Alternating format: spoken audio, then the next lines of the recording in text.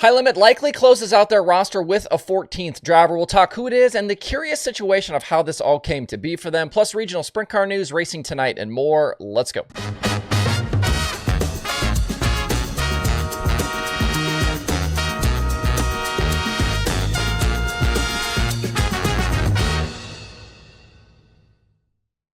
It's Tuesday, February 4th. I'm Justin Fiedler. This is DIRTRACKR Daily presented by Kubota Genuine Parts. Today's daily show is being supported by Jeremy Elliott's SprintCarUnlimited.com. If you're looking for in-depth sprint car coverage all season long, then look no further. SprintCarUnlimited.com has breaking news, commentary, regular podcast episodes, and a lot more. He covers the World of Outlaws, High Limit, regional action, and all the biggest races. Right now, when you use code SCU2025 at checkout, you can get a year subscription for just $28. That's code SCU2025 at checkout. It works out to be about $2.33 a month for coverage and reporting you cannot get anywhere else. That's 20% off the regular rate and less than I pay for my subscription. I signed up for Jeremy's site way back in 2021. Make sure as well to check out the Sprint Car Unlimited YouTube channel. Jeremy has his daily 90 at 9 videos, the regular deep dive interviews, and he's launching a new show this week, actually today, 7:30 p.m. Eastern tonight. He's launching SprintCarUnlimited.com live. He's going to be taking your calls, your questions. You can get involved, talk right to Jeremy. So make sure to check that out tonight, Tuesday, February 3rd, 7:30 p.m. Eastern, Sprint Car Unlimited YouTube channel. Thanks to Jeremy and SprintCarUnlimited.com for their support of the show. Speaking of sprint car news, and actually if you were watching this video, you may have seen it on Jeremy's website, we had some breaking news this morning with High Limit officially announcing their 14th full-time driver. Fresh off his offseason spent racing in Australia, Chase Randall will indeed join the series for his first ever run at a national tour. As expected, and as we've been talking about, he's going to drive a family-owned number 9 car with support from Alba, Infamous Inc., and his two previous sponsors in Easy Print and Bush's Chicken. It's a pretty good-looking car, green and black from Heater Design Studio. It should break cover here soon. Heater also doing recent work for Garrett Williamson and Brent Marks, the new-look Roth 83, and all of those Keith Kunz cars at the Chili Bowl. According to a Kyle McFadden Flow Racing story, Randall's dad, John, will start the season as crew chief, and they have hired Balin McGinnis to car chief and do tires. Balin was with Rudine the past 2 seasons and Clausen Marshall before that. Randall, he's been a full-time Wing 410 driver for the past 2 seasons, picking and choosing a schedule. He's had 7 wins and 120 starts, and that's included 62 appearances split between the Outlaws and High Limit, with a top 5 finish on each side and several top 10 runs.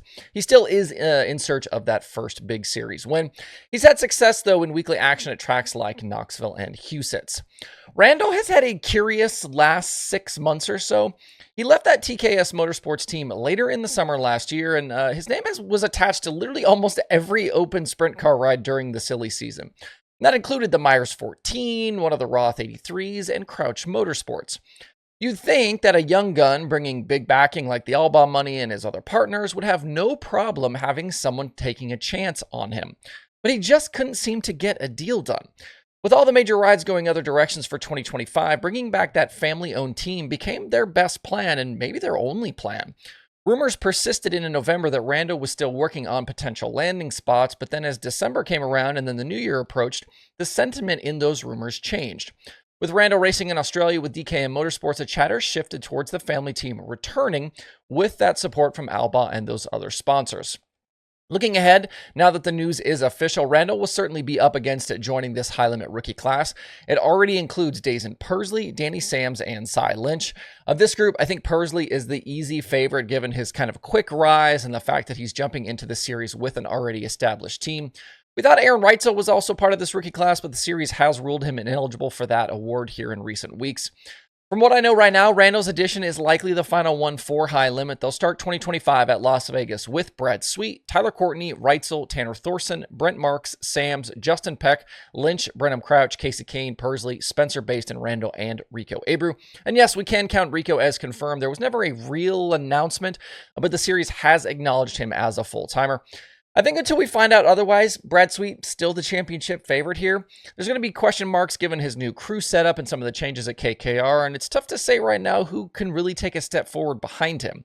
As a whole, I really like this roster High Limit ended up with. Very good mix of drivers, some interesting characters. You got guys that can win, some young drivers as well. So I really like where they're going to start the season here with High Limit. One regional sprint car silly season item for you before we move on. The highlighter yellow Curt Michael Heffner 27 sprint car has hired Steven Snyder Jr. for this season. We've seen Snyder have success in micro sprint competition. His name has bubbled up at the Chili Bowl. He's made just a handful, though, of wing sprint car starts in his very young career. Curt Michael shared to social media yesterday that the 27H will run with the new All-Stars plus Western PA Speed Week and other Ohio NPA 410 and 360 races. This car ran several races in 2024 with Ryan Timms in the seat, and they ran the 360 Nationals at Knoxville last year with Justin Peck. There were some interesting rumors all offseason around this car, including the possibility of it being maybe a landing spot for Zeb Wise, but Snyder here now, the guy they're going to run kind of a pick-and-choose schedule. Tonight at Ocala Speedway, the Lucas Oil Late Model Dirt Series begins their final week down south. They'll race each of the next 5 nights to close out their portion of Late Model Speed Weeks. 4 races complete so far for Lucas, Tyler Bruning, Ricky Thornton Jr., Devin Moran, all getting victories. RTJ obviously has 2. Moran, the current Lucas points leader over Dalton Wilson and Tyler Erb. Ocala, formerly known as Bubba Raceway Park, it's been a regular stop on the Speed Weeks calendar, but it's never hosted this many nights in a row before. I think it's definitely going to be something to watch over the coming days, how the track handles this much racing and how it changes from night to night. It is by no means easy to keep a track surface and a facility in top shape for this many race days over the course of a week. Going back to 2024, Hudson O'Neal and RTJ are Ocala winners with guys like Jonathan Davenport, Moran, Tim McCready, Shane Clanton. All of those guys have got Lucas wins at Ocala back to 2021. The track was open for practice last night, 40-plus cars on the grounds. Davenport, your fastest runner. JD on the hunt still for his first win of the year. He's been close in 6 races. He's finished second 4 times between the Outlaws and Lucas.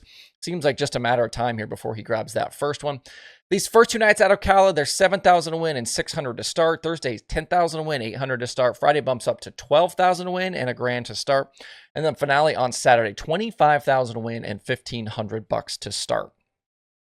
At Volusia last night, Gene Nicholas, Dave Wheatholder, Trevor Neville, Chase Holland, Bobby Bagley, and Kyle Strickler picked up feature wins and Gator trophies. The UMP Modifieds are the sole division again tonight at DIRTRACKR Nationals with 6 more features coming up. They'll keep this same format the rest of the week, building into that 30-lap finale on Saturday and the Gator Championship. I have seen some criticisms of this format. I'd be curious if you guys have any thoughts on that. As is usually the case at DCN, that modified field absolutely stacked. Some names to watch this week includes Justin Allgaier, your Xfinity champion from last year, plus guys like Kenny Schrader and Kenny Wallace. And then you've got all the big modified guys, Kyle Strickler, Zeke McKenzie, Mike McKinney, Dustin Sorensen, David Stremme. There's a lot of guys there that can win these races. They're going to be tough to win all week. And even though the World of Outlaws season doesn't begin until tomorrow, a bunch of the sprint car teams, they're already in the area, somewhere on the property at Volusia yesterday, a bunch more loading in today. We'll talk about the Outlaw opener on the show tomorrow.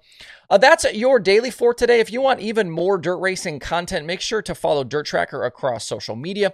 Wherever you are, so is DIRTRACKR. Hope you guys have a great Tuesday out there. We'll see you right back here tomorrow.